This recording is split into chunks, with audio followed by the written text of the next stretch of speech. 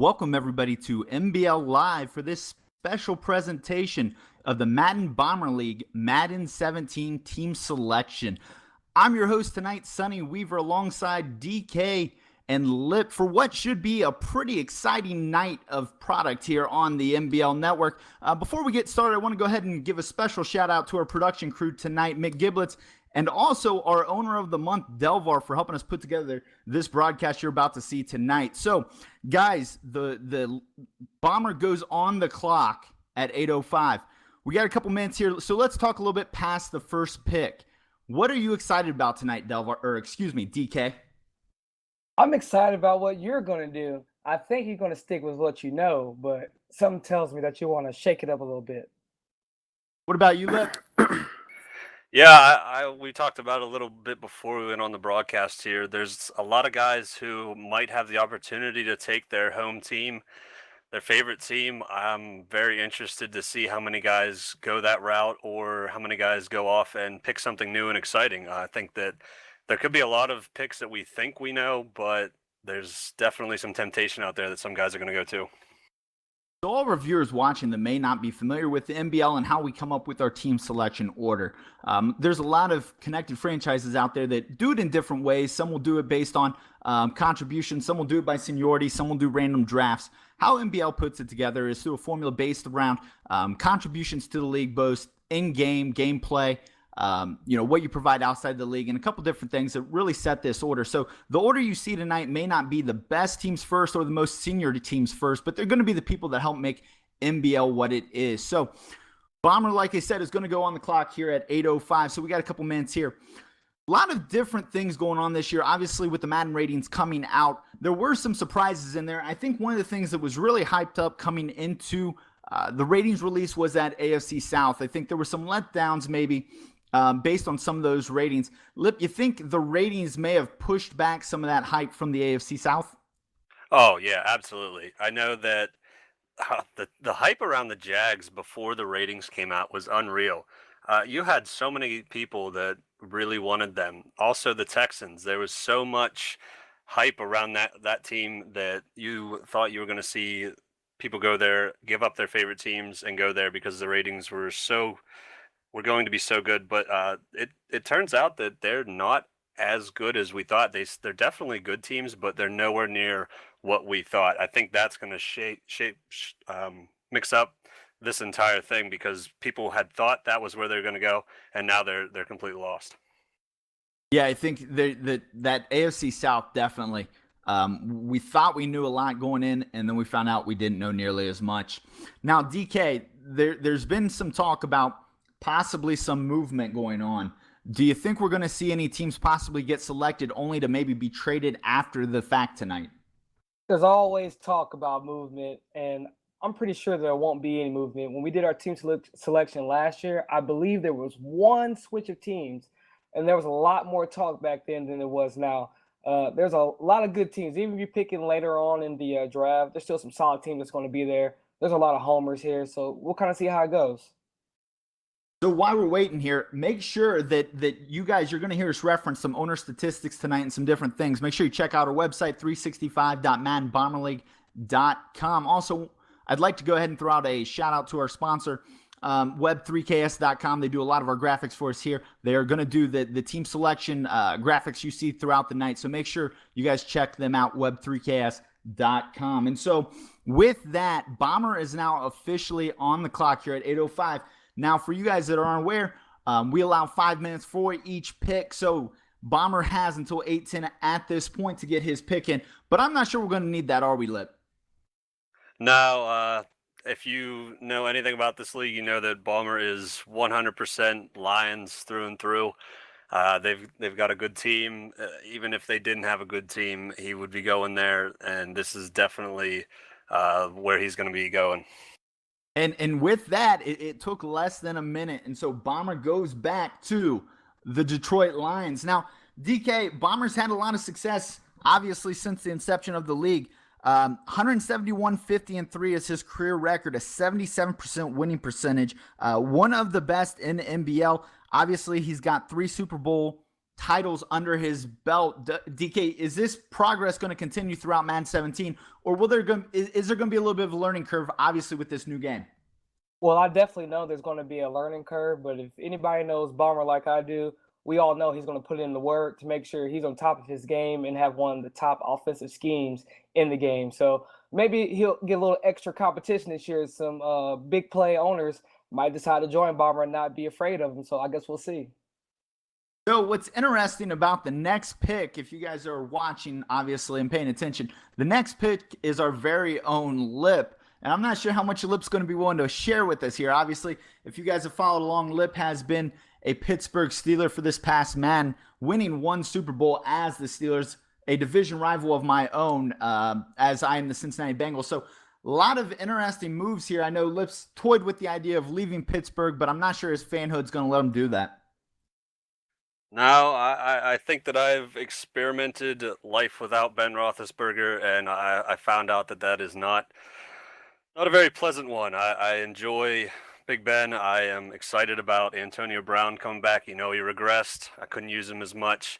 Definitely excited to get the best wide receiver back on my team. So what Lip may be hinting at is a return to the Pittsburgh Steelers. Now, obviously, that's of interest because the Pittsburgh Steelers offense has got the killer bees. You've got Ben, you've got Brown, you've got Bell. You've got some weapons, I think, on the defensive side. Cameron Hayward, surprisingly, James Harrison, an 85 overall. A little bit weird there. Probably not going to have him very long, but that offense should be able to carry Lip through a lot of these shootouts. Yeah, definitely. So he's going to have a big game offense every week. He has, three of the top players on offense at quarterback, running back, and receiver. And then they picked up Ladarius Green to give him a little bit more of a threat at tight end. Oh, yeah. We'll see how that defense holds up. So with that, N-Train goes on the clock. His pick is due in at 8:13. And guys, I think this may be where we could see one of the first kind of unexpected picks of the night. Yeah, definitely. We never know where Train is going. Never. Last season, we were all waiting for him to pick, and he surprised us with the Titans. I'm sure he's going to surprise us again with the team because I think he's a Browns fan, if I'm correct. And I don't think he's willing to put in that extra work to make the Browns good again.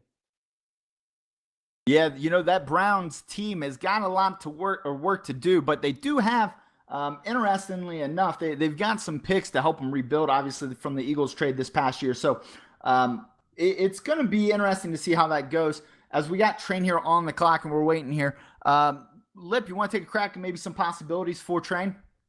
We've talked about people not knowing where they're going. Train, I don't know.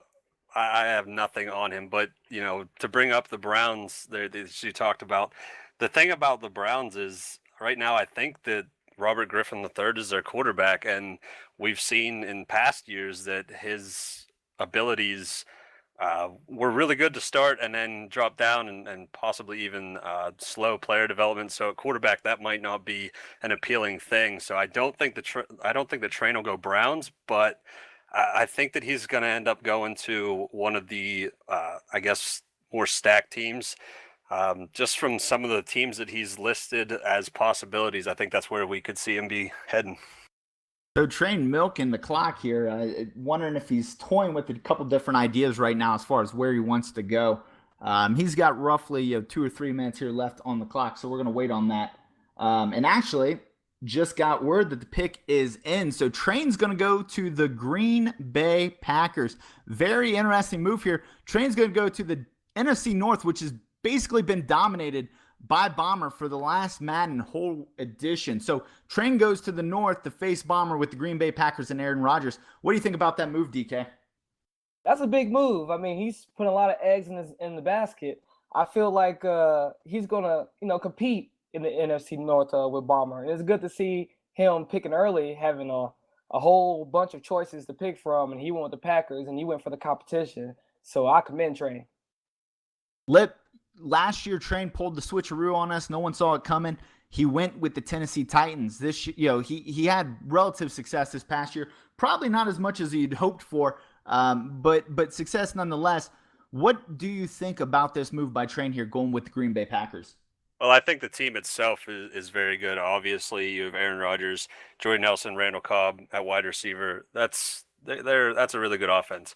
Do I think that they're going to be pulling out division titles year after year? Probably not. I think that there might be a couple years that they're, definitely in competition for it. But I definitely think that the Packers and Train could see a wild card spot very consistently. I think that they've got a good team. Train's a good owner. He'll manage the team right. I think that the wild card spots and competing for the division is definitely there with Train going in the Packers. Yeah, that's interesting. Obviously, the Packers offense is one of their more dominant aspects. They've got Aaron Rodgers, who is a 96 overall, Jordy Nelson, 89, Randall Cobb, an 86.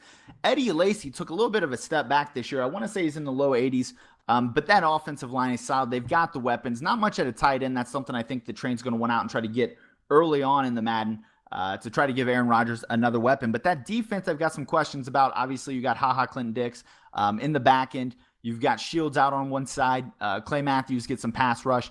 You've got some help on the defensive line / linebacker area, but that defense I'm not sure is going to be able to withstand that attack from Bomber. So it's something we're going to have to watch. October's been on the clock, and I'm getting word that October's picks in, and I'm not sure it's a surprise to anyone, as October does go ahead and select the Philadelphia Eagles. The Philadelphia Eagles are October's team. He stayed with them this year. He had some great success to start the year, getting to the playoffs in the first year and then stumbling down after that and struggling really to ever find some things to work on. So that's what's going to be interesting here with the Philadelphia Eagles. October in the Eagles, Carson Wentz, he gets the first round rookie. Do you think he's going to start, maybe not for the real Eagles, but for the fake Philadelphia Eagles? Yeah, you mentioned there October's success with the Eagles. I believe he was in the NFC Championship one season. It's not a bad team. They've got some good players, and their defense is actually rated a lot higher than I think a lot of people expected. I think the issue with this past Madden was that the Eagles didn't really have a quarterback, and the quarterback play with the guy that he selected it just wasn't there. So I think in a guy in Carson Wentz, I think that's going to make October's team give them a really good start, and I definitely think you can look for them to make it back to the playoffs quite a bit. Yeah, DK, this Eagles team, Ertz, I think, was a little higher than a lot of people expected. Malcolm Jenkins, one of the top safeties in the game at 93 overall, and they're going to get the pass rush with Fletcher Cox. Now, DK, you got to test the game out at EA Play. How important is a pass rusher like Fletcher Cox to a defense in this next Madden? It is huge. And they also got Brandon Graham, a defensive end, too, that was rated pretty high. So, I mean, he's going to be able to get to the passer. I mean, for the most part, everybody but the Cowboys in the NFC East has a solid pass rush. So he already has a leg up as far as the game is concerned. Yeah, that's very interesting. You know, the pass rushing, we've heard a lot about it. Offensive and defensive line playing in the trenches, protecting your quarterback. Some new mechanics this year in Madden, obviously, for taking sacks in the quarterback and that sack fumble. So it's going to be important to protect the quarterback. Like we talked about earlier, October had some success early on. Historically, October is a 95 and 129 player in NBL, just under 50%. He does have 4 division titles, so competitive player. We'll have to wait and see who actually goes into that division with him. And what we can expect from them. So interesting pick there.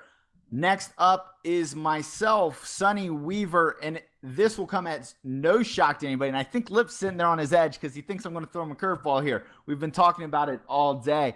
And to put Lip at ease, I will be staying in the AFC North, and I will be taking the Cincinnati Bengals. So I go back to the Bengals.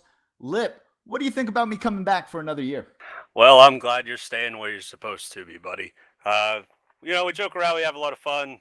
We have really close games. I think all of our games were, except for maybe 2, were decided by maybe a field goal. Definitely one score. They're great games. Definitely thought you were going to leave me there and let me out to dry in the North, but I'm glad you're staying the Bengals. They're a good team. Definitely excited about this new Madden. I'm excited to stay with the Cincinnati Bengals, obviously. They've got a great team. Dalton got a lot of love this year, getting that 87 overall. AJ Green one of the top wide receivers in this game, and I'll go to DK here in a second on that. Tyler Eifert, 90 overall, and Geno Atkins, 94. You get Atkins and Dunlap, so I'm going to get some pass rush. I'm interested to see, though, DK, aggressive catch. What are your feelings? AJ Green to 93 overall. How am I going to get to use him this year? I'll tell you like this. One of my codes for picking a team was to have an elite receiver because they will be needed, especially with the ratings being dumbed down the way they are, especially with man coverage. When you have an elite receiver with high route running that can make all the cuts to get open, they're going to be phenomenal in the game. It's going to be tough to stop them. So on the clock right now is a very interesting person, and it's Project Fat. If you guys are familiar with MBL Network, you're well aware of Project Fat's contributions and team reports, as well as working the MBL live games. Project Fat has had a rough year this Madden, and let's go ahead and we'll talk about this. Project Fat, in his career in MBL, which spans this whole Madden as well as a couple seasons last Madden, has had a winning record once. One time. He's made the playoffs one time. But don't let that fool you by the way he talks crap in chat. So, Project Fat here, I don't think it's going to be a huge surprise, but I think the bigger question here, Lip, is it about the team he picks or the people that fill in around him? I think the first thing to recognize is that I believe Fat has a winning record against our very own Sonny Weaver here. So let's not get too excited here. But yeah, definitely not a surprise where he's going to go. But I'm telling you, the Chiefs are a really good team. So, and even the Chargers, people have talked about. And of course, the Broncos secondary, you're right. The people that fill in that division could create a real nightmare for Fat. So he's going to have to put in the work. He's going to have to put in the practice and get his team right if he's going to want to compete with those good teams, depending on who takes them. For those not familiar with Fat, obviously the pick did just come in. We were kind of insinuating that before because most people knew that, but Project Fat does end up taking the Oakland Raiders. Now, these Oakland Raiders, maybe one of the most hyped teams in the offseason this year in real football, but they got a lot of hype in Madden as well. Obviously, the Raiders have Derek Carr, who some feel may have gotten dropped a little too far, same with Amari Cooper, both coming in at an 83. Khalil Mack at 94, another one of those pass rushers that DK mentioned are going to be so vital this year. You also get Sean Smith on the outside, 88 overall. So they've got pieces throughout. DK, looking at this Raiders team, where do you think the first place Fat's going to have to focus on in his first season as the Raiders coach? I think you just need to bring some weapons around Amari Cooper. And I'm a little confused because Amari Cooper basically went up a couple overall ratings points than when he came out last year. And he had a hell of a season. I mean, he was the top rookie receiver. He posted over 1,000 yards. He balled out, and they still kind of hated on him a little bit, which, they kind of scaled the ratings back. So I guess you can't do anything but respect it. Yeah, so Derek Carr, Amari Cooper, I agree. I think he's going to need some more weapons there. Interesting to note, they did bring over Kelechi Osemele. Couple other offensive linemen, so that line should be better. In the back half of the year last year, Derek Carr, one of the worst quarterbacks in the league in the back half of the year, mainly because he was under more pressure in the back half than the front half. I think that's going to be fixed, which obviously in Madden, if the trench play is going to be a big deal this year, that should benefit them. They brought in Reggie Nelson on the back end. They also drafted the safety from West Virginia as well. So they're building a good team out there in Oakland. I'm curious to see if Fat can overcome his own meltdowns, I guess you should say. Like we'd mentioned, he's been close a lot of times to making the playoffs and close a lot of times to that winning record. Unfortunately, just couldn't find his way over the hump. We'll have to wait and see how that goes. On the clock right now, we have Unisolated. Unisolated has not picked his team yet. He has another 3 minutes on the clock. His pick isn't due in at 8:23, but Unisolated, he came in, he took those Packers this year in Madden. He struggled a little bit being in that division with Bomber. Unisolated, he is, let me pull out my cheat sheet here, 11-21 so far. All of the records you'll see and hear tonight are before this past season in Madden. So Unisolated, 11-21, not the greatest record in the world, but like I said, he was stuck in a division with Bomber. And as the pick comes in, he won't have to deal with Bomber again, as he's going to go ahead and run with his team, his beloved has suspended Tom Brady and the New England Patriots. Tom Brady, New England Patriots, this team some people may think have gotten a little too much love. Tell us about this pick.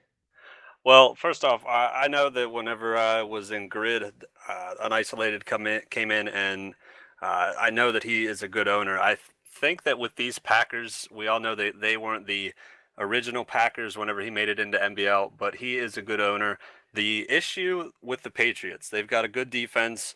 Edelman and Gronk are obviously going to help out the offense greatly. But the thing is, he needs to transition from Tom Brady to a new quarterback. And that has to be a big focus for him. He has to make sure he gets that right, because I know from this past Madden going from Ben to Lucky Jordan, that was a big struggle dropping down from an elite quarterback. So that's the one thing that's going to determine his success. I think he'll do it right because he's a good owner, and I definitely am excited for him to have his Patriots. DK, Unisolated Patriots, they've got a very good back, and I think a lot of people were surprised about that. They've got some weapons on the outside. I think Edelman and Amendola may have been rated a little bit higher than a lot of people thought they would be, especially Amendola, who's really not been able to get through a full season in quite a while. Mm-hmm. But the interior of that line, when we talk about the age of Tom Brady and protecting Tom Brady, is that where we think that the Patriots are immediately going to have to try to find some sort of solution to what could be a big problem?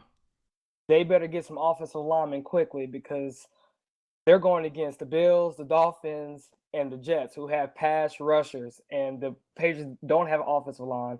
Tom Brady is getting long in the tooth. He's old, and to use him for a season or two, then he better start working on the offensive line ASAP, and also looking to get a new quarterback in. Garoppolo will kind of do him good, I think, in the beginning, but you kind of want to bring in somebody a little bit better than Garoppolo if you can.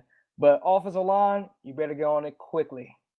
Well, they do have one of the only 99 overalls in Rob Gronkowski, and that's going to make anybody's job a lot easier, especially in this game. I think the separation from tight end, Gronk is definitely in a category of his own. So whereas a lot of players, you do have multiples that are similar to each other, I think Gronk's kind of in his own stratosphere this year. So he will get a couple years with Brady. Obviously, NBL, there's no suspension for Tom Brady to start the year, so he'll get to roll with him right out of the gate. Now, Lip, you mentioned something, and some of our viewers may not be aware. This grid is where we got to meet Unisolated.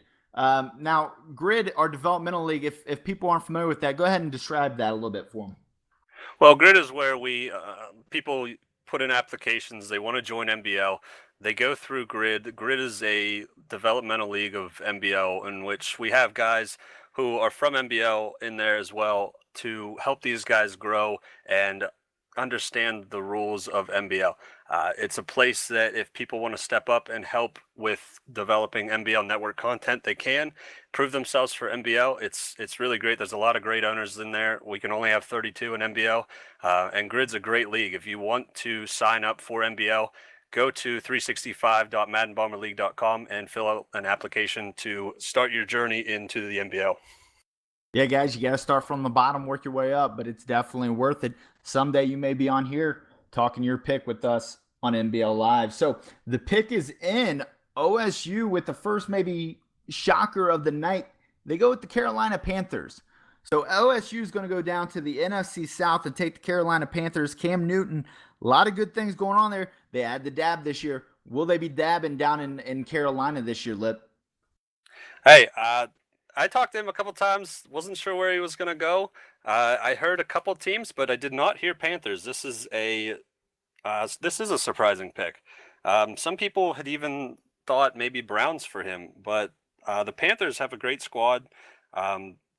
Obviously, Cam Newton, Kelvin Benjamin, Greg Olsen, but that beast in the middle, Luke Kuechly, he is going to make that defense play really good. I'm excited for OSU to be able to use some of these stars. I'm definitely excited for him to start his journey with the Panthers.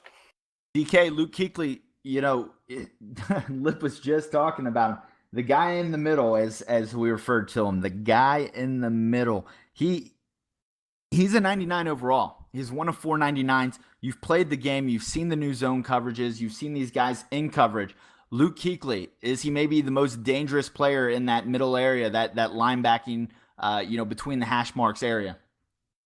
Well, Kuechly is going to sweep everything up into a dustpan on defense. He is everywhere. It was amazing. I want to see for myself on how he would move with the ball, so I would play with a different person on defense and use them. And that guy was everywhere. He stops everything, especially with the run. But I will say this: Cam Newton is a beast on the game. He breaks tackles when he gets blitzed. He can run the football. I've seen many clips of him and play with him where he was breaking tackles or running into the end zone from 40 yards back, breaking 3, 4, 5 tackles. He has a cannon. He's young. Oh, man. OSU has a lot to look forward to. I promise you that. And two of the biggest stars on both sides of the ball. Now, from another standpoint, OSU's had some struggles. He came into NBL in this Madden cycle. He took over a 49ers team that, let's be honest, wasn't all that great. So he comes into the cycle, he sticks it out, he learns, he gets better, and here we go. We've got him here in the early rounds, top 10 pick, taking the Carolina Panthers. So the next pick is in, but before I get to that, once again, for you guys joining us a little later, I want you guys to really appreciate and go out and check out one of our sponsors, web3ks.com. He made the graphics you guys are looking at right now. If you got any interest in having graphics made for your league or anything in general, make sure you check out web3ks.com. So the next pick is in, and this is one near and dear to me and Lip's heart. Fry, the Cleveland Brown fan, goes with his heart, takes the Browns, and this is a perfect example about what NBL is about. Yep. Not necessarily taking the best team on the board, but taking the team that's nearest and dearest to your heart. Lip, he's joining the North. What do we think? I think it's great. Fry he's a great owner. He's a great owner to have in NBL. We really appreciate having him. He's got a great attitude. He's definitely going to be fun to play, and I'm very excited that he chose his Browns. I believe that there was times that he said that he'd like to have the Browns, and I'm very happy that he got the chance to be them.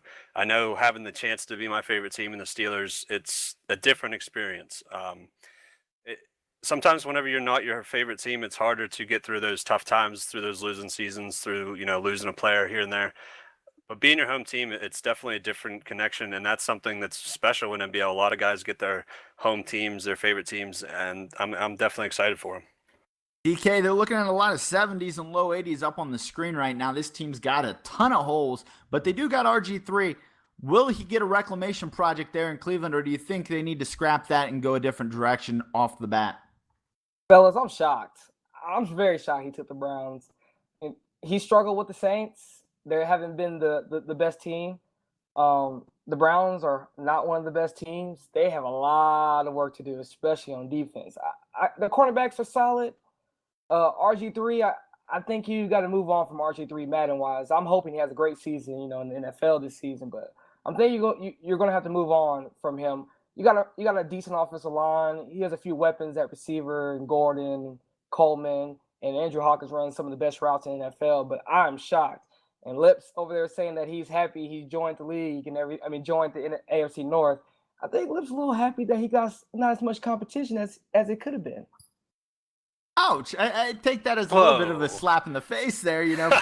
Fry may have not had the greatest setup, but to be fair, he played in a really tough division. That NFC South this past year, the Falcons and the Panthers were basically always vying for a shot to go to the NFC title game. So you got to take that with a grain of salt. You can tell the improvement he had from the beginning of the year to the end of the year. So if anything, I got to say, I appreciate what Fry's done. Obviously, if you guys have seen any of our shirts, he did produce the NBL Network shirts, so make sure you check those out. Let us know if you need to get one of those. I think we've got some competitions that'll be going on here throughout the year to maybe give one of those away.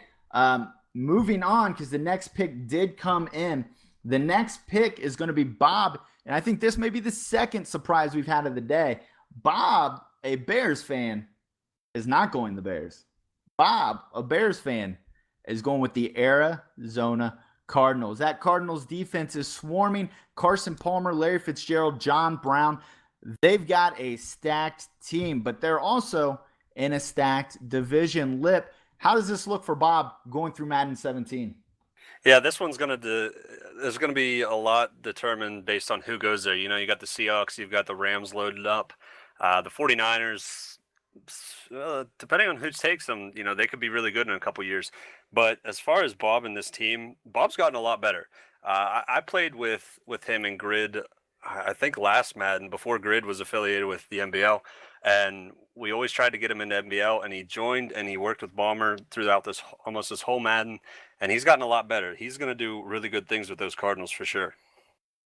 DK, Cardinals team stacked, maybe a little old. How long do you think that Cardinals team can really play at a high level with so many older guys on that team? They got great pieces, Madden-wise. You got, even though Buchanan is not a high-rated middle linebacker, he's one of the best middle linebackers Madden-wise. You got Tyrann Mathieu, who's young. You got Patrick Peterson, who is young. He's going to have to re-sign Chandler Jones, who's also young. I mean, on offense, they just going to have to get another quarterback. I mean, once Fitzgerald leaves, you still have weapons at receiver.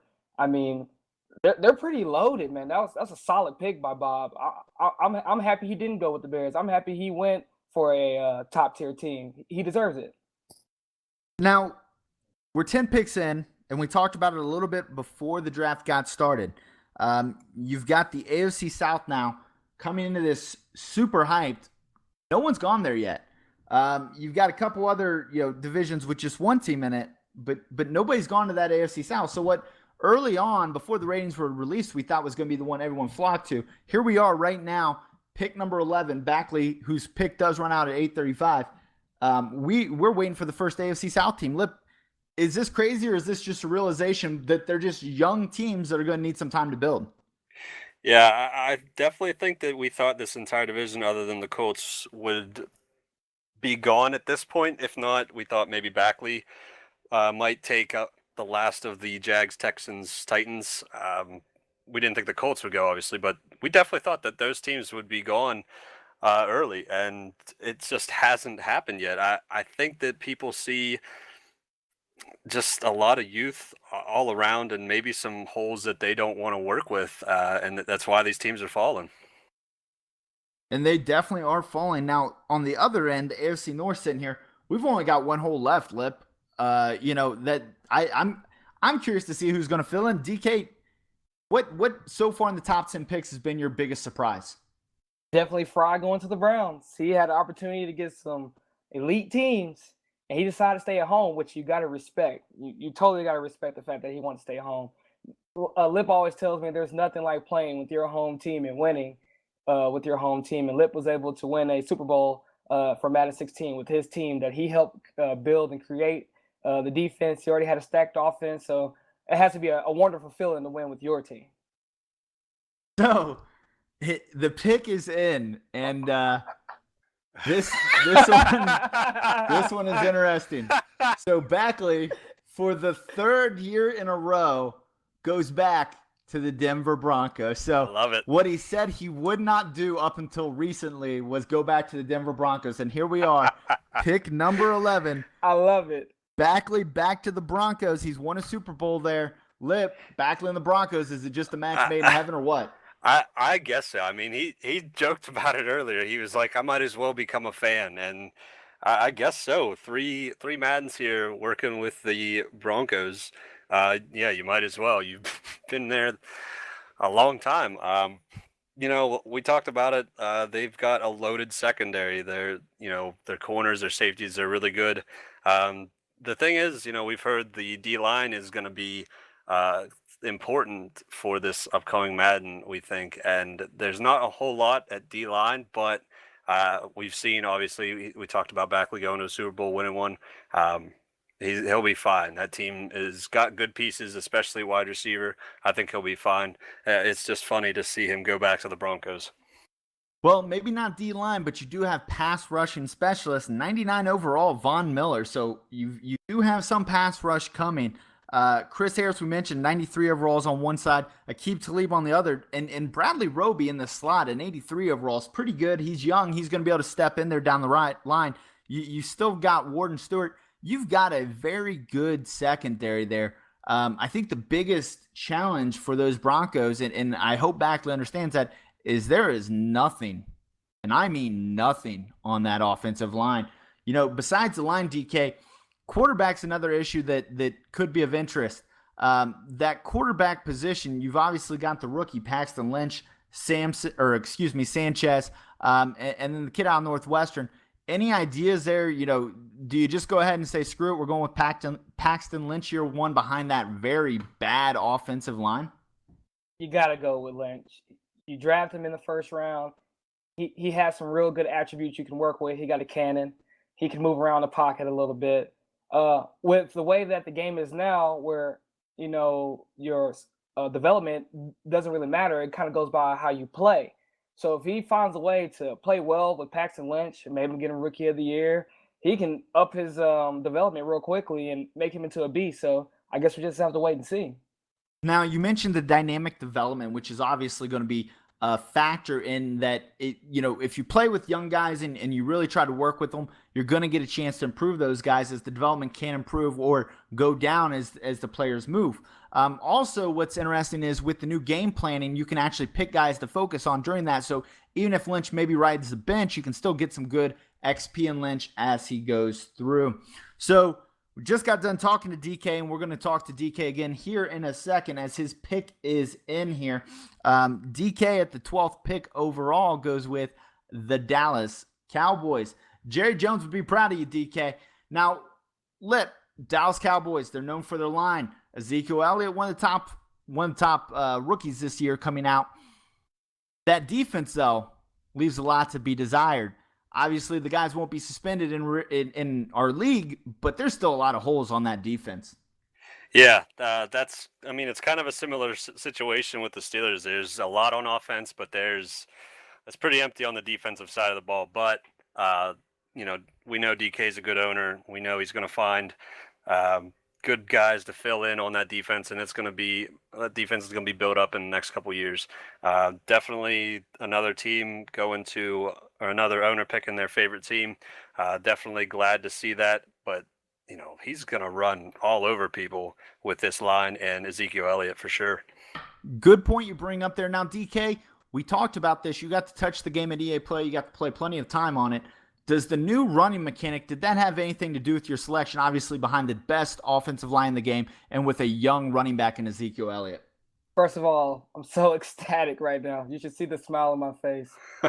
Oh, it's big. I know it's big. It's so big over here. I'm so happy to get Dallas, man. I almost got tears streaming from my eyes from the excitement that I get to have and actually make them competitive maybe once the game comes out. But one thing that kind of messed me up when I first played Madden 17 at EA Play was the double juke where you can go back and forth is non-existent. You're going to actually have to put in some work and learn how to use the running mechanics. But once you do, and if you have any running back with an attribute over 90 or above, he's going to be doing the most elite jukes and stiff arms and spins and trucking and stuff like that. So I'm looking to build up Zeke, run behind that powerful offensive line, keep teams on the field so my defense doesn't get exposed. And once again, I'm very, very excited. I've worked hard to try to get my Cowboys on my team. So let's go. So that's 2 down in the NFC East as DK's going to join October over there. October's been in that NFC East, as we've talked about. DK's a newcomer, came from the very competitive AFC West. As we're wrapping up this last round of Madden 16, obviously the West is looking to try to get 3 guys into the playoffs here. DK sitting on the bubble trying to get in. Now, the NFC right now, though, if we want to just go ahead and take a snapshot of that, not a ton of teams over there yet, but DK, October, Train, and Bomber, obviously very strong players. You've got a couple divisions, though, that may have some openings. The NFC South and NFC West, you've got one guy in each of them, both guys with historically losing records. So that'll be interesting to watch as the next pick had just been sent. And with that pick, Delvar, who has been trying to throw a lot of wrenches in people's plans over the last couple of days. He's been hinting at taking a couple different teams. Delvar sticks with his team and goes back to the New York Jets. So Delvar returns to the Jets.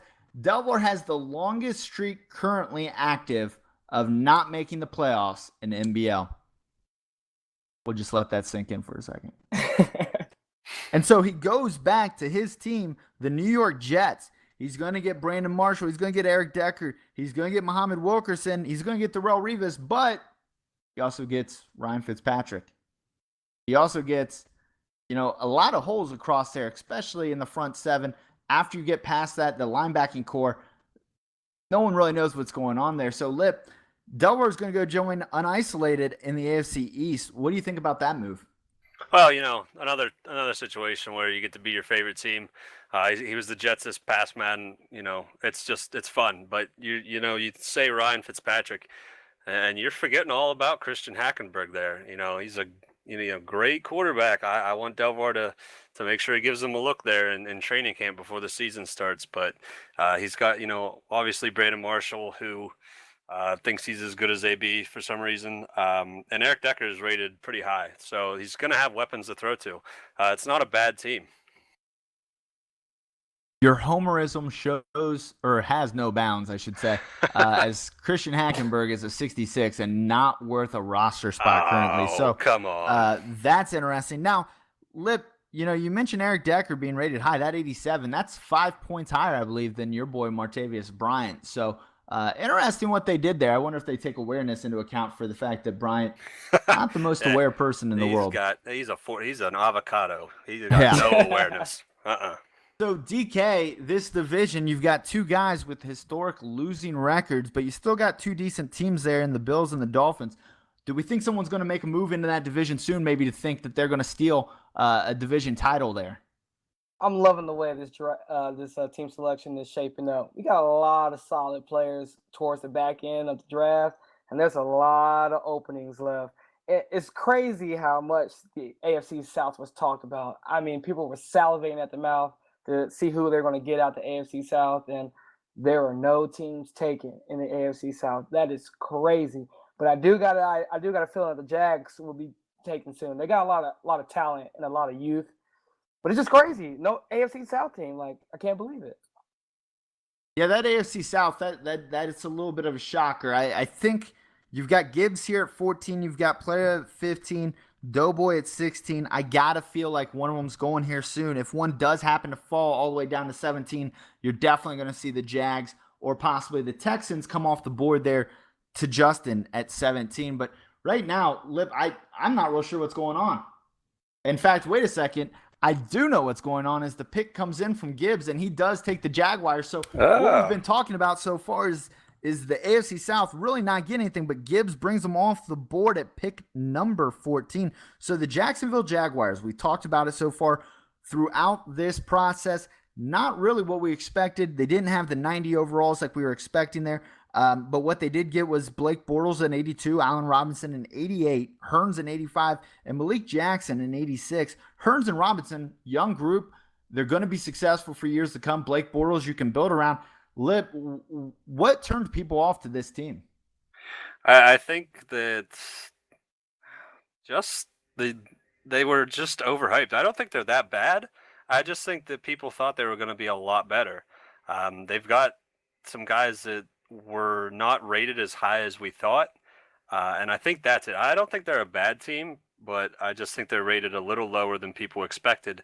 So then people started thinking of other options and found other teams that they thought fit better. And that goes for the Jags, Texans, and Titans. There's just better options for people, I think. Once they started to look at how they were rated lower than expected. But as far as Gibbs going to the Jags, I think that's a great pick. I think he's going to love it. We know he can find players in the draft and develop them. He's got a couple good ones on his squad. So as far as filling those holes, I don't think he's going to have an issue at all. So I definitely look for the Jags to be competing definitely right out the gate. Yeah, DK, a lot of good players still coming up. You've got basically in the next 10 picks, you got some of the better players in the league. Are we about to see a run here in the AFC South? I think we are. I think there's a lot of talent there. You have a lot of solid teams, and then you got certain players in certain divisions where people might not want to go play, or people might not want to deal with the difficult schedules that some people have. So all that's about to come into play right here, right now. Yeah, we've got play on the clock. His time runs out here in about 3 minutes.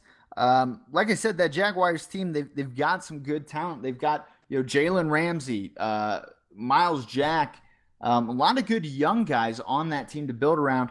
I think the Texans are going to have to be the next team off the board in that division. But really, when you look at these divisions right now, I think the ones that I'm looking at for prime picking are the NFC South or the NFC West. Maybe a Seahawks go here, maybe a Falcons. But definitely, I think those Seahawks dangling out there, really good team right now, and I'm not sure Bob's scaring anybody off at this point. Yeah, I think that we're going to see one of those teams, a Seahawks-like team heading off to Justin here at some point. But, Playa is another guy that's really good at finding people in the draft. So wherever he goes is going to be, solid in a couple of years. Yeah, things are definitely starting to heat up right now with who's going to go where, especially with a lot of solid teams left. And then there's some guys on the back end, somebody like one and only who's just seeing the Falcons just drop and drop and drop, hoping that they drop to him. So it's just interesting how things are coming about. So I promise I didn't know the pick before it came in, but it is in fact the Seattle Seahawks. So Playa is going to go out to join Bob out in the NFC West. Playa's been around a long time in NBL.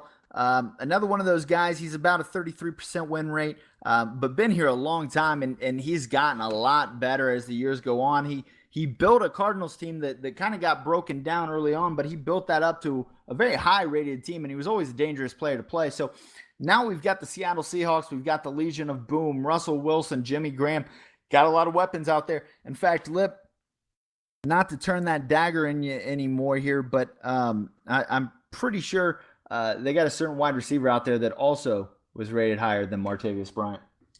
Yeah, but we're not going to talk about that one. But obviously it's a great team. That team is loaded everywhere. We had talked actually about their secondary and comparing it to other teams and wondering if it's still as elite as it was just last year. But he's going to do great things with that team. Yeah, DK. So far, I'm looking at this selection in the NFC. You guys are starting to stack up with some veteran players out there. How are you feeling so far as this starts filling in? Feeling great. I expected it, especially having with Bomber and Train joining the NFC. I mean, it's looking good, and then these surefire great teams are starting to get picked up. Things are still winding down. I'm very intrigued on how the conferences and the divisions are going to stack up. So Doughboy's got till 8:52 to get his pick, and I'm not sure if he's going to take that whole time. But looking right now at the distribution, it's interesting to look. You've basically got a pretty even split so far between AFC and NFC. Interested to see, you've got two divisions right now, AFC South with one owner in it, NFC South with one owner in it. Some really good teams left on the board. Looking across the board right now, best available, I think you got to look maybe Kansas City Chiefs, maybe the Atlanta Falcons if you're into that offense. Giants have some good weapons to build around. I think the Rams are probably a little scary because of that line. And then I'd look to maybe the Houston Texans is another pick right here. So, Lip, who are you looking at right now as the next one to maybe come off this board? Well, you mentioned the Chiefs there. I love that defense. The offense is obviously going to need some work, but the Chiefs are pretty loaded for a long time on the defensive side of the ball. Might have to replace a couple guys here and there, but I think that the Texans would really fit Doughboy. The only thing is that contract at quarterback there, but going over Players Hall of Fame stuff here as we end here, Doughboy has been able to find guys in the draft and make them really good. So I think either of those teams, but really anywhere else, he's going to find players and make it a good team. So the Texans come off the board to Doughboy. So Doughboy's going to follow Gibbs down to the AFC South. Now, they played each other this year in Madden. Doughboy was the Washington Redskin. Gibbs was the Dallas Cowboys. So they're going to reunite in the AFC South. Doughboy is over 50% as an owner. He's 58%, 37-27. He's been with us here a little while.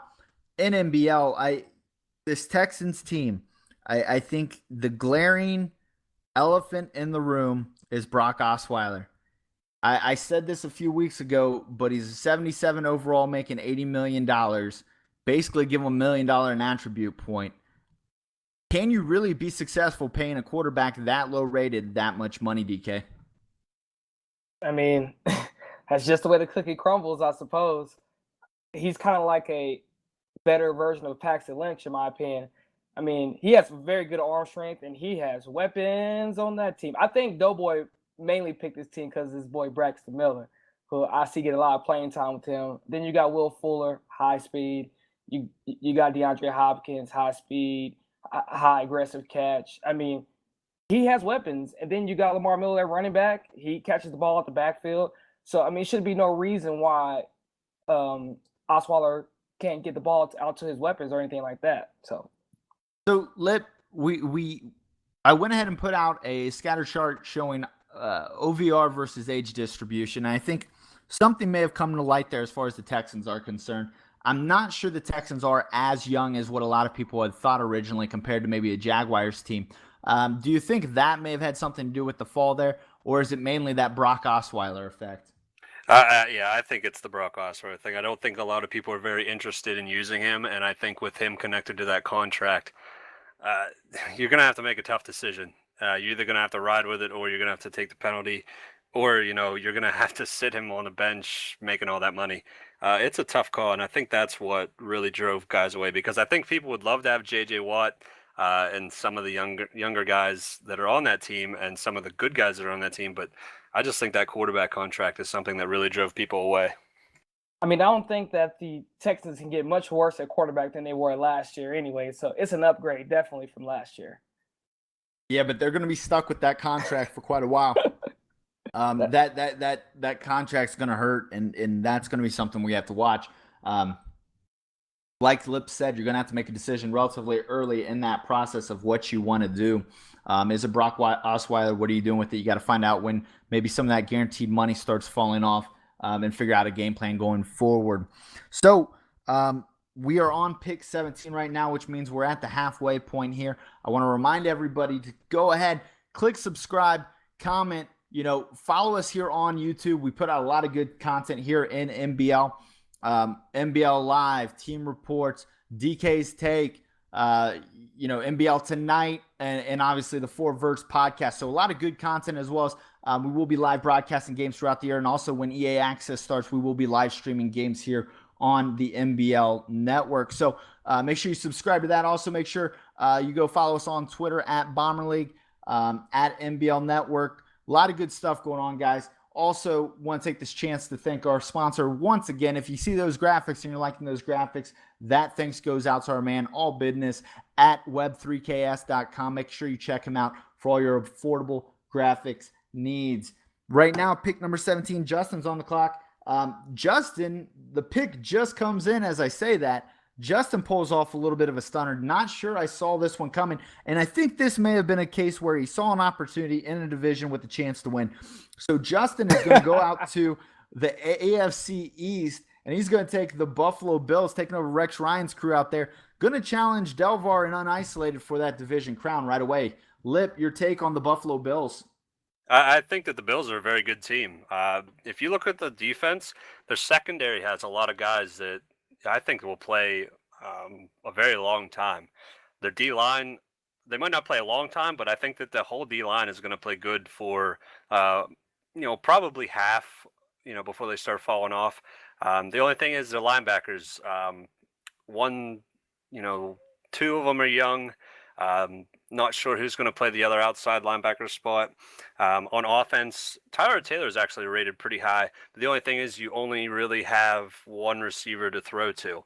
Sammy Watkins, he's an 87, but that's really your only guy. I think the next guy is maybe Robert Woods at 73 or 74 overall. So that's the thing. But we know Justin, he's good at finding wide receivers. If you remember Golson from last Madden, if you know Spencer Mays from this Madden, that's not going to be an issue. So I think it's a really good pick for Justin. The AFC is starting to fill up here. You've got the East with one slot, the North with one slot, and then two for the South and the West. A lot of open slots over there right now in the NFC. DK, are we going to get a little bit of rush here? We're starting to hit some of the meat of some of the better players. Justin's a 65% overall player here in NBL. He's got the history. Stumbled in the Super Bowl, kind of stumbles in the playoffs at times, but still a very good player. Or are we going to see a little bit of a push now to the NFC, or do you think we're going to fill out this AFC first? I think we all know where Homer is going to go. He's been on his knees praying that he was going to get the team that he wanted, and they kind of just fell right there to him. It's going to a tough division, so we'll see if he'll chicken out or not, but I think we all know where he's going. Yeah, so Homer could be the start of, like I said, that run on the NFC. We'll wait and just get official word on that before we announce anything. But you've got Homer, you've got CMF, you've got Pricey, and Pricey could be interesting as he was the Ravens this year. He could end up coming back to the Ravens, but a lot of things happening right now as far as where we're going to fill out and which divisions are going to close out first. So the pick is in from Homer, and as DK was alluding to, Homer's going to go ahead and go back to his hometown Vikings. Now, the Minnesota Vikings may be a little bit underrated after a playoff last year where they were one shanked Blair Walsh field goal away from beating the Seahawks. Strong team. Obviously, that team's going to always be led by Adrian Peterson for the foreseeable future. Teddy Bridgewater maybe takes the shaft a little bit with an 81. But you got Linval Joseph, you got Harrison Smith, you got Anthony Barr, Trey Waynes. You've got a very good defense. Mike Zimmer has put together a defense out there, and you're going to need it in that division. You've got Bomber, you've got Train, now you've got Homer. That's looking like a pretty tough division to me, Lip. Oh yeah, that's definitely shaping up to be a tough division there. Once again, I'm very very happy Homer got his Vikings. This is a pretty underrated Madden team. They're pretty good on defense. I'm not sure how their offensive line looks, but you have your quarterback. You've got Adrian Peterson. I think Cordero Patterson's rated pretty nicely for what he does. I think that it's a good team. Linval Joseph is going to put pressure on Stafford and Rodgers. So I think he's set. He's just got to find some new additions in a couple off seasons, and this team's ready to go. DK, Adrian Peterson, this new running mechanic. Obviously, we talked about the guys being elite at their position. He's got to be one of the elites at all attributes. How big of a factor do you think it is going to be for Adrian Peterson and Homer's success? I first off want to say that the Vikings, in my opinion, are probably the number one CFM team, mainly because they have great young talent with great attributes.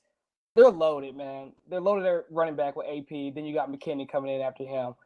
Receiver, they're not high as far as overall, but they have a lot of talent that's young at receiver. The offensive line is a great run blocking offense.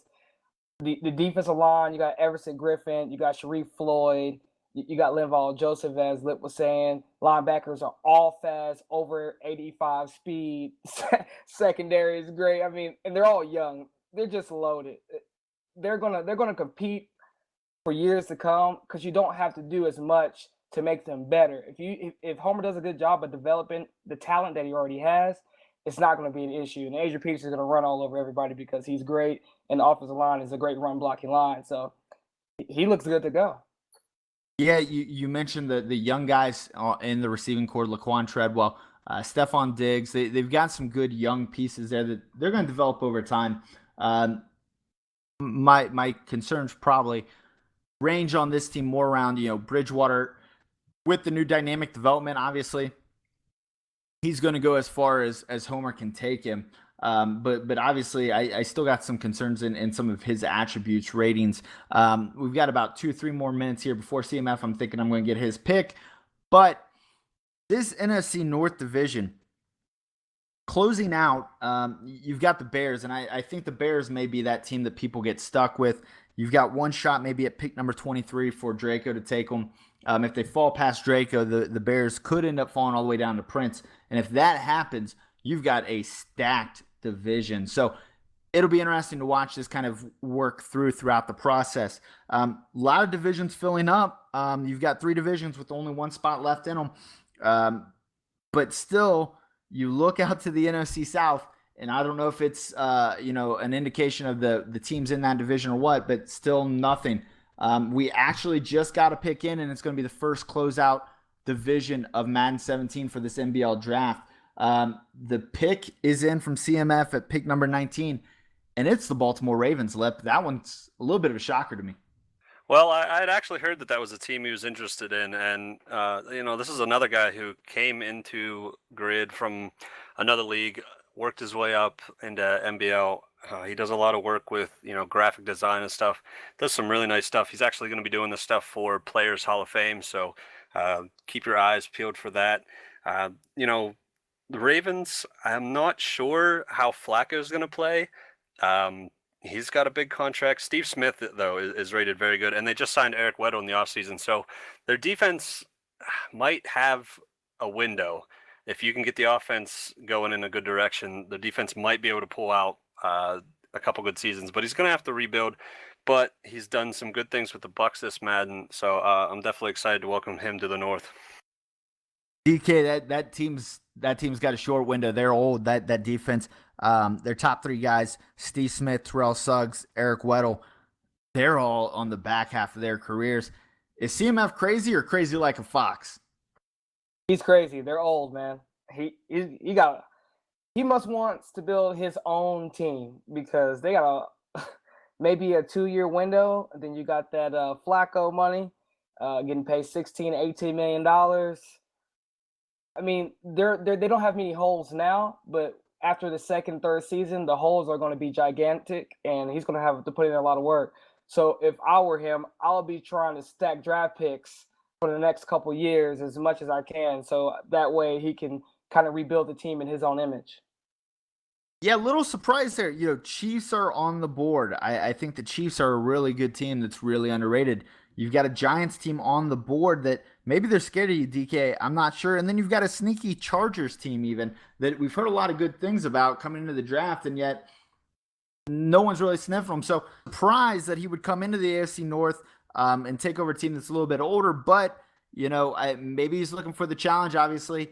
He's going to get one here in the AFC North. So that'll be something interesting to look at. What's funny about that is the next guy on the clock, Pricey at number 20, the current Ravens owner in Madden 16.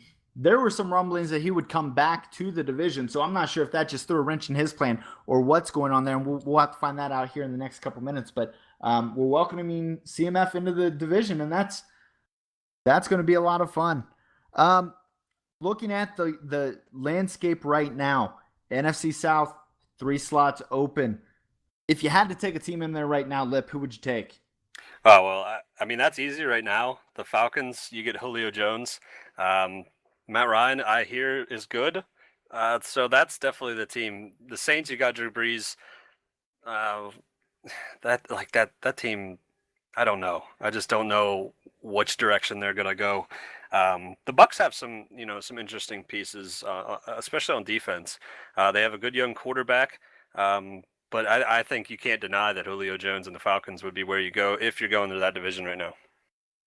So the pick comes in for Pricey, and it's a little bit of a shocker, although he does live in the state, so it makes a little bit of sense. But Pricey goes with the Colts, and so you get Gibbs, you get Doughboy, and now you got Pricey in the Colts. And what I'll say about Pricey is, in the last 2 seasons of Madden 16, we've seen a guy that came up through grid who was basically not getting any wins to being a fringe playoff guy that's knocking off some of the better players in the league. So you've got a guy who's really kind of on the upswing right now, going into a division with 2 guys that have had mixed success throughout Madden. Is Pricey the dark horse going into next year, Lip, for the AFC South? I definitely think he could be. I might even have him higher than that. I think he's a really good player. I think he's a smart player. I remember his first game in NBL, him and I played, and he just did things then that he has completely gone away from, and he's doing things completely different now. He's learning every game, and that's exciting. It's unbelievable to watch a guy play every game and learn every game and continue to get better and get to the point where he's beating good people. He's in that talk. I think if he had a better team, because I know that him and I have talked about his current team, during drafts and stuff. That team's not, it's got some holes that kind of limit him. I think with a fresh team and maybe an open slate to let him build, I definitely think he could be a very good team, a very good owner in that division and win that division. I think it's going to be very tough with him there. DK, so Pricey goes to the Colts. The Colts team, you got Andrew Luck, you've got T.Y. Hilton, Vontae Davis, and then a whole lot of what? What is going on with these Colts? I'm shocked. I would have went Titans before Colts due to the fact they have tons of draft picks and a better young core. Colts, man, it's like taking whatever meat's left on the bone, in my opinion.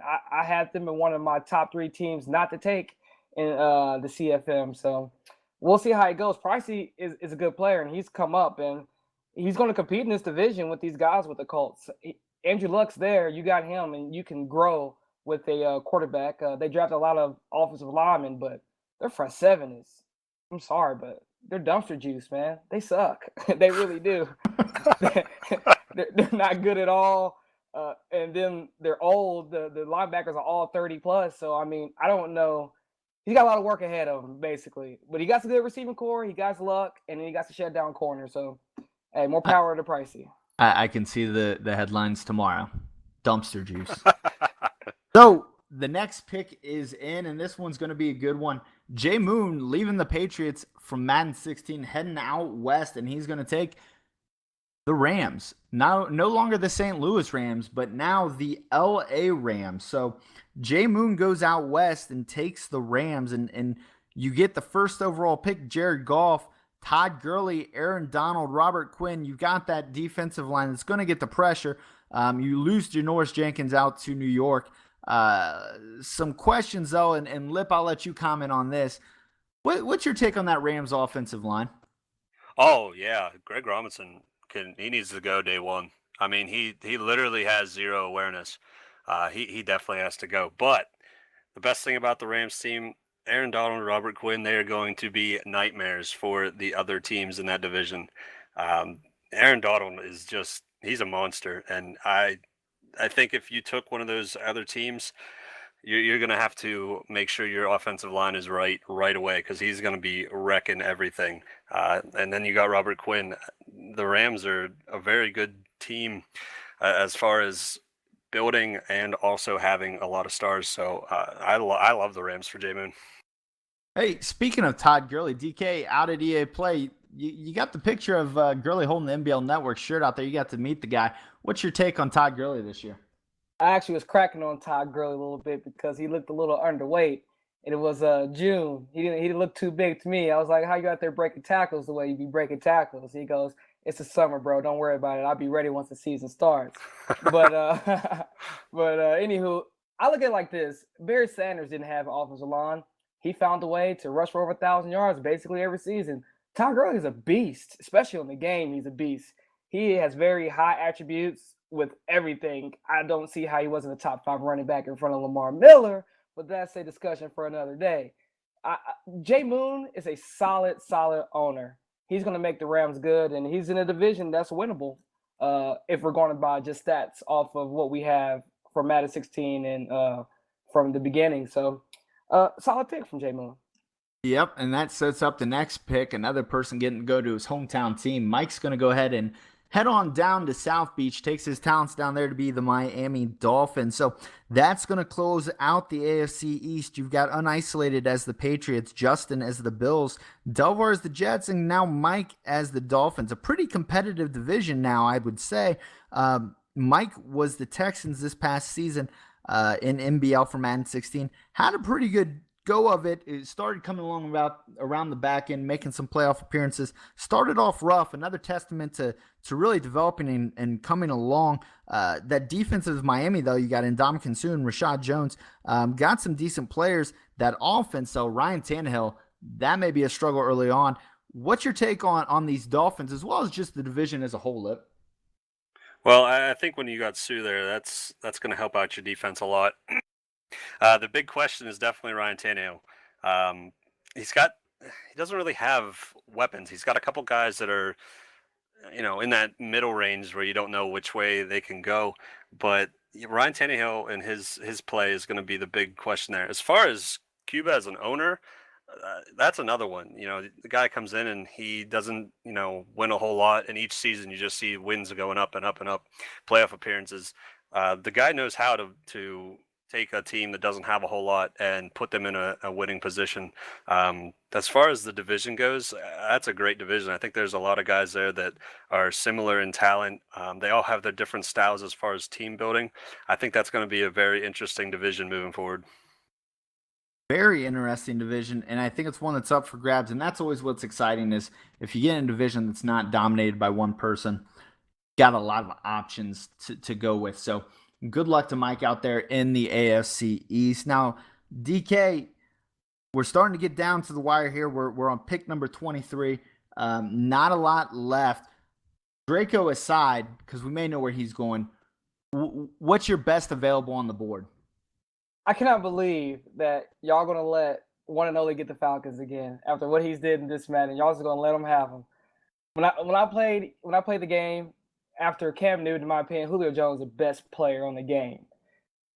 If y'all let one and only, I'm serious, dude. When I was playing with Julio Jones, man, he was mossing everybody for the most part. He's a beast. I mean, 6'3", he has high jump. He has one of the top speeds on Madden. I mean, you can't let one and only get him, guys. Come on, Wildcats. Go ahead and push for the Falcons. But other than that, the Chiefs probably be my best available. The pick is in at 23, and we get another hometown boy. Draco goes with the Bears, and that's going to go ahead and close out the NFC North. And right now on paper, that could be the best division. You've got 4 guys there, all with playoff experience, all with good experience. Draco obviously known for the Draco defense with those Rams, turning out pretty good performances throughout Madden 16. Had some ups and downs, but nonetheless, when he was on, his defense was very hard to score on. So he gets the Chicago Bears, and that's a team, Lip, that we thought maybe the last one off the board. Well, whenever we saw Bob pass on them, we really felt that Draco would take them there. And that makes the division very scary. Okay, you look at Balmer. Everybody knows what Balmer does. Very good offense, very good defense. Homer, he's getting a Vikings team that has a very good defense. Draco, obviously, you talked about the Draco defense. Everybody knows what you mean when you say a Draco defense. And even Train, with the Packers, Train has not had bad defenses. Even with teams that you look at the roster and you have questions about, he's put the defense in good position. They're always, top 10, top 15 defense. So I think defensively, this is definitely looking like the best defensive division so far, for sure. So the pick up right now is Wildcats. Pick's not in yet. DK. Now, Wildcats, I think, is loosely friends, maybe competitive friends with one and only. Now, how ironic would it be right here if the guy who kept losing all Madden to the Atlanta Falcons went ahead and took the Atlanta Falcons? I'm thinking Wildcats is going to run to the AFC and get in one of these other divisions. I don't think he's going to take his boys Falcons. This is stacking up to be very interesting because we got a nice slew of good players coming up, and the NFC still has a lot of spots left over, and there's still a lot of good players left. So the NFC might be the numero uno conference next Madden. You got the Chiefs and Chargers still open in that AFC West. Now, Baxley and Fat are pretty good players, but that division could get real tough real quick if Wildcats decide to come over to the AFC and maybe jump in that AFC West. Obviously, he's still got 2 or 3 minutes left on the clock, so we're waiting for that pick to come in. But like you said, there's a ton of holes still, it looks like, in the NFC with a lot of good players left on the board. You got Wildcats, one and only. Jaywack and some of these guys have just joined us, APV. And then rounding it out is Prince, so that will be interesting to watch. The pick comes in, and they're going to close out the AFC South as Wildcats is going to go take the Tennessee Titans. And so I think that could have been a pick of, I can win this division. You've got Gibbs, Doughboy, and Pricey, all guys with losing records historically in NBA, although we talked about Pricey's kind of swing towards the top. So, Lip, that division's closed out. You've only got one division left in the AFC. What do you think of that choice in the AFC South? I think I'm actually shocked. I definitely thought he was going to go Bucks and one and only would go Falcons again. I thought that those guys would stick together, but he took the chance and went over into the AFC South. But what's interesting is he's used Cam Newton this entire Madden, and he's going to the Titans with Marcus Mariota. Obviously, Mariota's not as good, but he has some similarities that might give Wildcats that same feel. So that shakes up that division, but now it leaves the NFC with a lot of holes that I didn't think Wildcats would go to the AFC. Yeah, I think the NFC, we're going to start seeing a run on players here. It's interesting that you've still got the Chiefs, and I think the Chiefs last year slid all the way down to the back to I am the Prince, who had a very good season with them. And they're doing it again. 84 overall as a team, a lot of good pieces. I know Alex Smith is underwhelming, but you've got Kelsey, you've got Macklin. You've got a lot of good backs, but you've got Charles, and then you've got a linebacking core that's possibly the best in the game. So a lot of interesting moves there, DK. Your best available, you've got Chiefs, but if somebody was looking to slide into the NFC, where do you think they would slide to?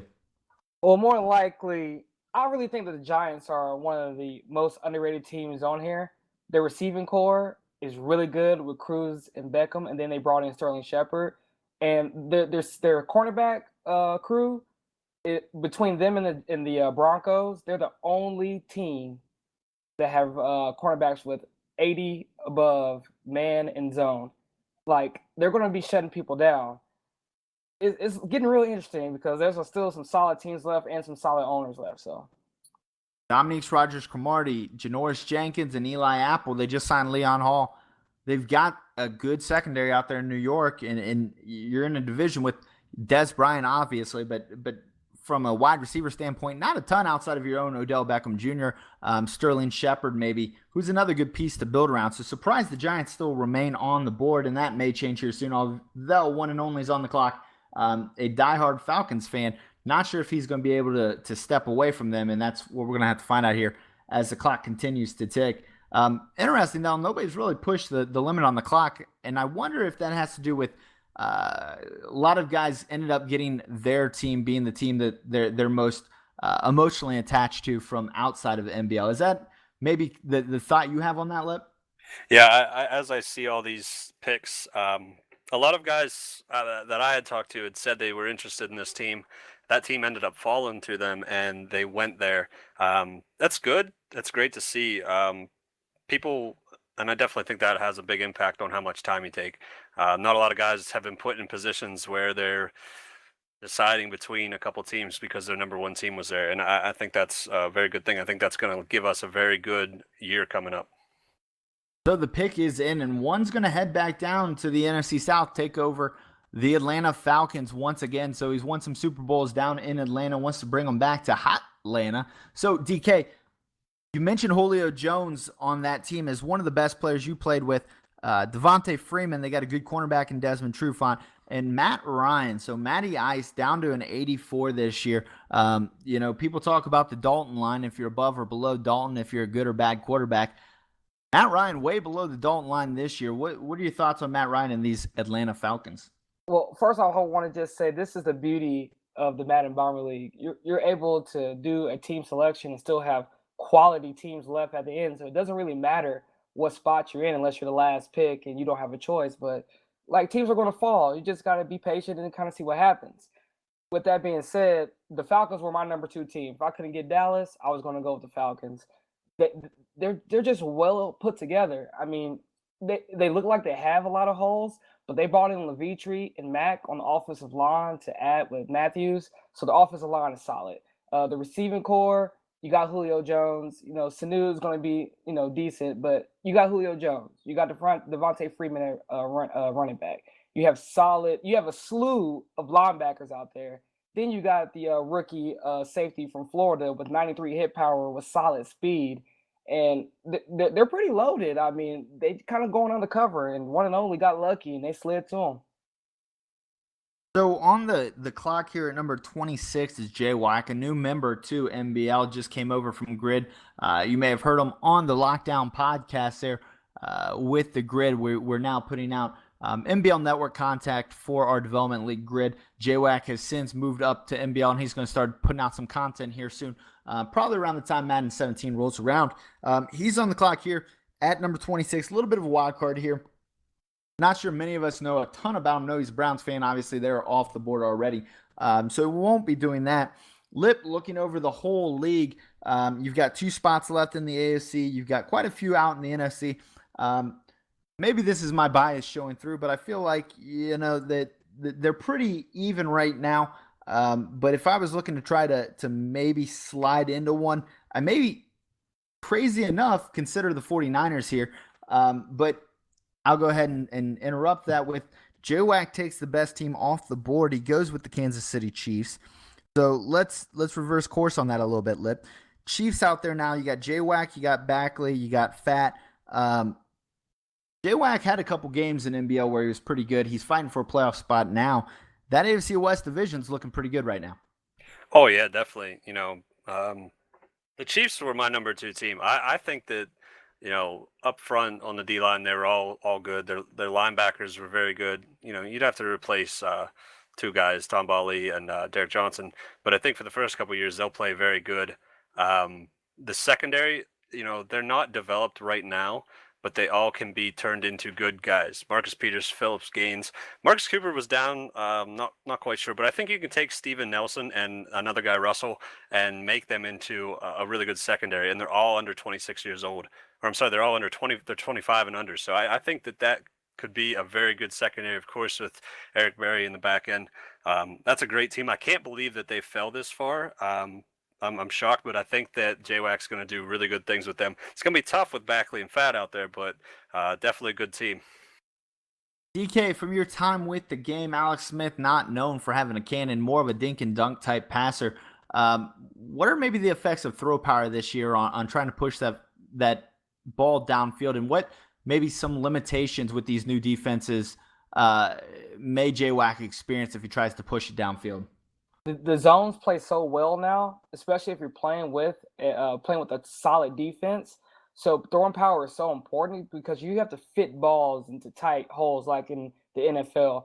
I was very pleased to see how the difference between using a quarterback with a strong arm to using one without it. I used the Chiefs mainly for Jamal Charles just to see how the shift was with the running back and everything. And it was a little tough getting the ball around. He does have Kelsey. He does have a solid running back. The defense is really, really good, especially the linebackers are very, very, very good. So he's in a pretty tough division too with Baxley and Fat. I know firsthand. So good luck to Jaywack being the Chiefs, and welcome to the NBL for a full season now. So Jaywack hits the Chiefs, and that leaves just one team left available in the AFC, and that's the Chargers. So with one pick, the AFC is going to be closed out, and we're waiting for all business, which, by the way, if you haven't heard yet, he is our graphic designer. Web3ks.com does sponsor NBL, providing all the graphics you see up there tonight, although special shout out to Bomber for filling in those templates. I know that took quite a lot of time. So great effort by both those guys, and just wanted to get that out there. And so pick number 27 comes in from all business, and we're going to get the New York Football Giants. DK, we'll go to you first since that's your division. Eli Manning, Odell Beckham Jr., what are you going to do to try to stop those guys? And like I said, the Giants were stacked at cornerback. They have a great pass rush with Vernon and JPP. The linebackers are a little suspect, but I think you can build off that. I haven't had the chance to play all business. I'm looking forward to seeing him in my division. I'm hoping my offensive line can, stay upright and keep the defensive ends from getting back to Romo because he's softer than wet toilet paper because he can't stay healthy. So we'll just see how that goes. Lip, we're getting towards the back end of this. We've talked about it. Obviously, people have separated, not just the top teams going. Some good distribution so far, and there's still good players to come. But at a glance, what division right now are you looking at and saying, man, I'm not sure I would want to play, 6 games a year in that division? I think that if you're looking at it from that standpoint, I think it would be the AFC West. Baxley, Jaywack, Fat. That's going to be tough. Obviously, we know the West is tough now with DK as the Chargers and Prince as the Chiefs. That's a tough division. I think if you're looking to go to a division that's not as competitive, you're not going to the AFC West. But I think right now the 49ers are actually a better option than we had thought. We thought they might be the last team, but I think that there's not a whole lot there, but that's kind of good that you can have some guys, you can bring in your own guys and kind of build your own team. So I think the way it's played out here, the 49ers aren't that bad of a pick. I agree with you there. I think the 49ers are a team that in that division, the top 2 teams in that division are owned by guys with sub 500 records. And let's not confuse it, folks. If you're listening to this, A sub 500 record in NBL is probably going to be a really good record in most leagues. You've got to understand the competition you're playing in here. So that's not to put those guys down, but if I'm looking at a division as a whole and really looking for an opportunity, while the 49ers don't offer much as far as talent right now, they do have the cap and they do have some young players to build around. And I think if you're looking for a long-term division, that division offers you something to look forward to down the line. So we're still rolling along here. Pick number 28. We're getting towards the back end. Flyers got about 2 minutes left on the clock, so we'll wait and see what the pick's going to be there. DK, you put out your videos, DK's takes. Go ahead and give us something right now from Madden 17 that you think may be the biggest transition for people to get used to. Kicking, hands down, it's going to change the game for sure. I advise everybody to make sure you go out to the skills trainer and practice on kicking for at least an hour if you want to be super competitive, because it's going to change it how you have long field goals. If you don't have a kicker with solid accuracy, it's going to be tough. You also got to hold the left stick where you want the ball to go. You can't just move it and then let it go. You have to kick while holding the left stick. It's going to totally change the game. Extra points are going to be crucial. Bad weather games, kicking is going to be crucial. So that's what I think is the biggest change for Madden 17. So if you're looking for a good kicker right now, obviously the rookie kicker down in Tampa Bay, he was one of the top 10 rookies, so can't go wrong there. But it looks like the pick is in for Flyer. Didn't go with the rookie kicker. Instead, he's going to close out that NFC East division. You guys just got the Giants. Now you got the Chiefs. As Flyers going to go take over the Washington Redskins. The Redskins, not Chiefs. So the Flyers going to take over the Washington Redskins, close out the NFC East. So DK, at a snapshot, tell us about your division. What are your thoughts? I'm ready, man. I'm glad I got good division mates. For the most part, I played everybody except for All Business. So I got a good idea of how they're going to play. But then with Madden 17 coming out, you won't know how anybody's going to play, because this is probably the best learning curve we've had for a long time with Madden. So we'll just kind of see how that goes. I'm liking how the NFC is stacking up. It's looking to kind of come a little even now for the NFC and the AFC. I think Prince is going to be the deciding factor on who's going to have the toughest conference, but it's looking real good. I'm liking the way it's shaking up. Lip, Washington Redskins. They just got the arrival this year of Josh Norman, best cornerback in the game. Some young pieces there, but some older pieces as well. Norman's not a spring chicken. People don't realize that he's over 30. Not going to be around forever. They've got some other older guys in that secondary, but they do have Josh Doxson. Kirk Cousins is there on a 1-year contract right now. I think that's a team that you're going to have to look at long-term and try to figure out a plan early on, because there's a lot of re-signings, a lot of older guys there. But early on, what do you think of that, Lip? Well, you mentioned it. Kirk Cousins, his contract's not insane, and he is an 83 overall. So you have that first year to decide what you want to do. The negative side of this is Josh Norman and his contract. We're not sure how long he's going to last. Does he play out that whole contract? Is there going to be issues there? But on offense, I like the freedom that you have at quarterback. You still have Deshaun Jackson. You've got Jordan Reed. That's going to make for a pretty good offense, and as well as having the freedom to be able to make it your team. I think that's a very interesting aspect of team selection. Not only who's on the roster right now, but the direction that you can take a team depending on what's there, what the cap looks like. And the Redskins are actually, fairly interesting from that perspective. Yeah. So, and for those, once again, not familiar with the way we do things in NBL, we are about team building, so we don't allow for a bunch of trades. So you get 2 trades a year. This year, the trade limit as far as OVR is going to be set at 74, which actually in this Madden is a reasonable starter or a young guy that needs a lot of development. We're looking for guys that want to build a team, be here for 7 or 8 seasons in each Madden, play August to August, and really try to develop a team. And as Lip pointed out, this Redskins team could be one of those guys. If you're listening to this and you are interested in joining NBL, make sure you check out 365.maddenbomberleague.com. You can fill out an application there to get in Grid, our development league. Obviously, Grid is full. We've got some applications there sitting in the waiting list, but from time to time, spots do open up. We can contact you, get you a chance to work your way up and prove yourself to join NBL. A lot of exciting things going on and some exciting new things that will be released here with Madden 17. So as we look here, we got 4 teams left, 4 players left to choose. We're on the backstretch here of the draft. Excuse me there. It looks like the pick will be coming through here in a second, as APV's got about a minute left on the clock. But 4 teams left. APV looking to maybe close out a division here. He close out the NFC West with the 49ers, close out the AFC West with the Chargers, or he could go join what right now is a wide open division in the NFC South with one or OSU. The pick is in, and this is the sneaky play we were talking about, Lip. Yep. And this is a vet move. APV is a day one guy. Yep. He's been around with us for a long time. APV goes with the 49ers. So a team that many thought would be the last team off the board, he sees an opportunity in a division he thinks he can be successful, and he takes the San Francisco 49ers.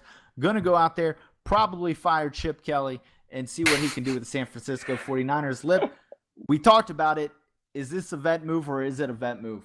I think this is a great selection. Everybody knows APV's been here a long time, and if you look at the teams he's had, and even if you look at both men's, towards the beginning, not really in the playoff hunt, and he's another one of those guys that slowly builds, and towards the end he'll break into the playoffs, get a win. But he's really good at drafting guys and developing players, developing rookies, and this is the perfect team for a guy like that.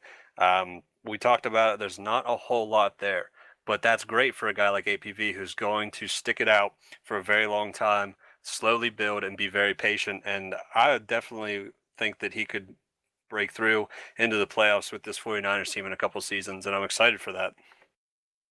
Yeah, when I look at that division, I feel like it's a pretty balanced division. I think it's a division that is going to change hands multiple times. And really, DK, isn't that the beauty of NBL, is not just dominating a division, but really competing and building and seeing things evolve over time. That's exactly right, Sonny. APV has the luxury of one thing that nobody else in NBL is going to have, and that's cap space.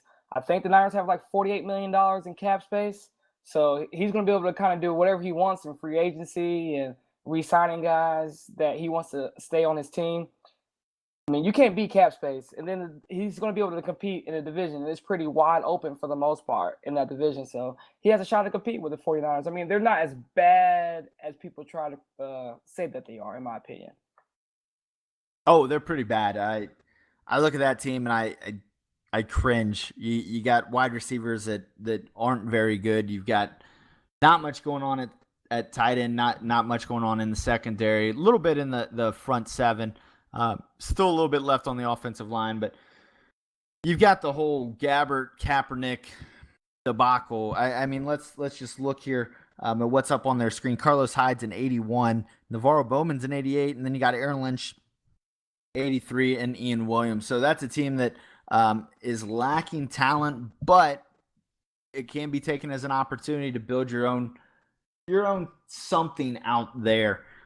So the pick comes in at pick number 30, and we get JY Movie Guy going down to the NFC South, and he's going to take the Buccaneers, Tampa Bay.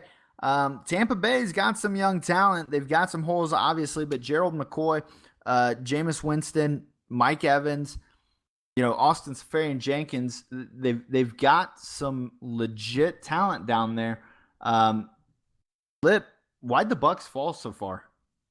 I think some people may have seen that what one and only has been able to do with the Falcons and maybe stayed away with that. But this is also another interesting pick. If you follow JY at all, you know that he's another guy that's he's pretty good at putting together defenses and making them play fairly well, even with not a lot of talent. So we look at the Bucs defense, McCoy, Levante David, Brett Grimes, they got a young rookie corner, I believe, Darryl Smith at outside linebacker. There's a lot of defensive pieces there, and I think that team fits him very well. I really like that pick for him. I think he's going to do some good things there. Competing with one and all is going to be tough, but I think that he's got the defensive pieces and the defensive play that can do it. Yeah, and so now that brings us to pick number 31, and really what pick number 31 is, stick the dealer. Who is Prince going to get stuck with? Is it going to be the Chargers or is it going to be the Saints? And I got to say, I don't think this is that hard of a decision. If I'm James L, I run up to the podium right now, hand in the card that says San Diego Chargers. DK, am I crazy? No, you're not crazy. You run to the podium hours ago saying that you want the Chargers over the Saints. The Saints are bare as ever in the cupboard.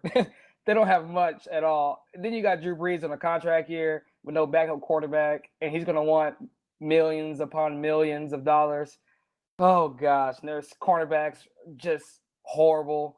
I mean, you got to go with the Chargers. They have some real nice pieces to work with in San Diego. You got to go Chargers unless you don't want to be in that division. And I would love to see Prince and one battle out for that division also. Yeah, I think Prince going down to that division definitely makes that a more interesting setup. Prince going back to the AFC West would make that division pretty insane. We talked about this before the broadcast. The Chargers, Joey Bosa, and we talked about how Josh Gordon and Justin Blackmon still find themselves in the game, and they're actually not allowed to be removed because of the NFLPA and them still being members even though they're suspended. What's interesting with this holdout is Joey Bosa isn't a member of the NFLPA right now. He has not signed a contract, and what that could mean is, do you know that he's going to be there the whole time? Is he going to be there when the league starts? That's something we'll have to kind of figure out. So the picks in, and this one I would say is a little bit of a shocker. The New Orleans Saints go to James L. So James L is going to go ahead, and he's going to take on the New Orleans Saints. So he's going to go down to the NFC South and battle it out with one. Not sure if maybe he felt like he could be the second guy in that division versus being maybe the third or fourth in the West. But Lip, that's a little bit of a shocker. It is. Now Prince gets a pretty good team. He's going to have to deal with the transition from Rivers to a new quarterback, but I'm not worried about that with Prince. He's very good at finding pieces and putting himself in a good position. Their offensive line's not bad. You've got King Dunlap, you've got Barksdale, you've got Slauson. That they're kind of old. They're 27, 30, 33. They're kind of old, but they're manageable for now until you can get used to the game, used to how the rookies come in. So Prince getting the Chargers isn't a bad deal at 32 at all. Not even think close. If you're Prince right now, you've got to be pretty freaking happy, because I'm not sure I would have called that before the draft started. I figured he was getting the 49ers, maybe the Saints, but for him to come away with the Chargers and pick number 32 here in NBL is a testament, like we've talked about, to the guys not just taking the best teams available, but taking teams that they feel like they can build or they have some sort of emotional attachment to. So James O at 31 goes Saints. Pick number 32 is Prince to the Chargers.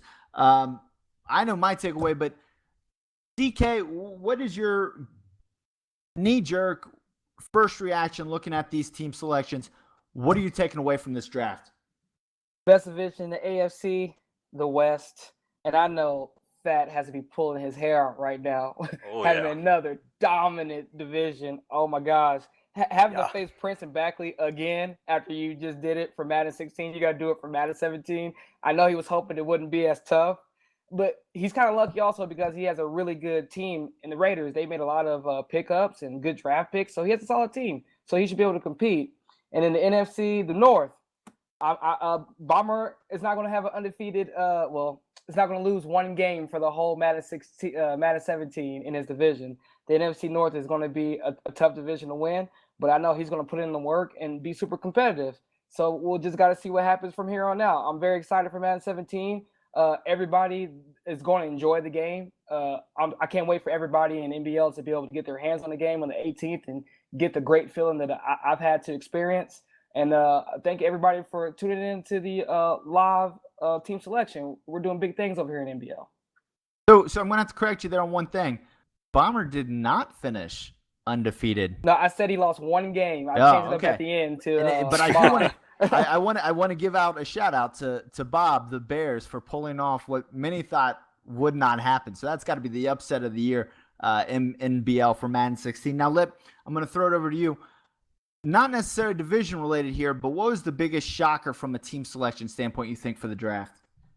Well, we just talked about it. I mean, honestly, Prince getting the Chargers, which isn't a bad team, and being back in the AFC West with Baxley and Fat. I didn't think that would happen. I thought that was going a completely different direction. But the thing that I like out of all this, I'm looking at the NFC East and the AFC South, and I see a lot of guys in there that are going to play well together. A lot of them have their favorite teams. A lot of them have teams that fit them. Those are going to be, they're going to put out some division winners that are going to be surprising compared to what we've seen now. But I think there's a lot of growth that can happen, especially in AFC South, and I'm definitely excited to see that play out. So I hope you guys are still watching. If you guys are familiar with NBL, you know we do some giveaways and do some really cool stuff. And one of our giveaways this year was predicting the proper order of team selection here on NBL Live. And so I do have the results, and I just got those sent to me by our promotions team. And the winner this year of the free copy of Madden 17 is actually Bob. So he's had a pretty good day. He just won a free copy of Madden 17, knocks Bomber off earlier today. Right now, it's a pretty good day to be Bob. So congratulations, Bob, for winning your free copy of Madden 17. Guys, it's been a lot of fun. I want to go ahead once again and thank our production team, Delvar and McGiblets. You guys have been great for doing everything you did there on the broadcast. I'd also like to make a special shout out to Bomber for helping getting the graphics together, along with All Business and web3ks.com. Make sure you check those guys out. Also, N-Train for helping us do some of the backroom management. This stuff doesn't come together without all of those guys. And obviously, these guys on the broadcast here with me, Lip and DK. Guys, it's been great. For all of us here at NBL Live, I'm Sonny Weaver. We appreciate you guys tuning in. Make sure you subscribe to the channel and make sure to check us out, as we will see you in Madden 17.